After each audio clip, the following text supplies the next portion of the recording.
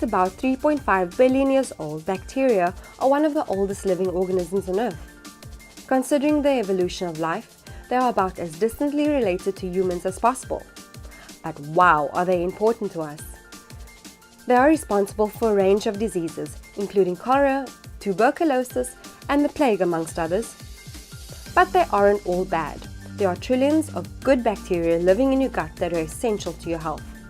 In fact, there are approximately 10 times more bacterial cells than human cells in your body. They can keep the produce vitamins, prevent tumor formation, help the immune system fight pathogens, and protect against carcinogens, amongst other benefits. Bacteria cells are very small, much smaller than plant and animal cells. They are found practically everywhere on Earth and live in some of the most unusual and seemingly inhospitable places.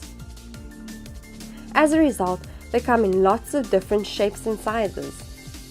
Bacteria are unicellular prokaryotes, as we saw in these two videos. Despite being very different shapes and sizes, they contain the same elements. As they are prokaryotes, they do not have a membrane-bound nucleus. The DNA is in the cytoplasm, in the area known as the nucleoid. Bacteria have a flexible cell wall that protects them from physical damage and is exposed to the external surroundings.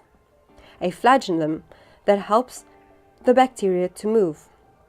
Bacteria have two types of DNA, plasmid DNA and chromosomal DNA. The chromosomal DNA carries most of the genetic information. The plasmid DNA forms small loops and carries extra information such as resistance to antibiotics, production of toxins, and tolerance to toxic environments.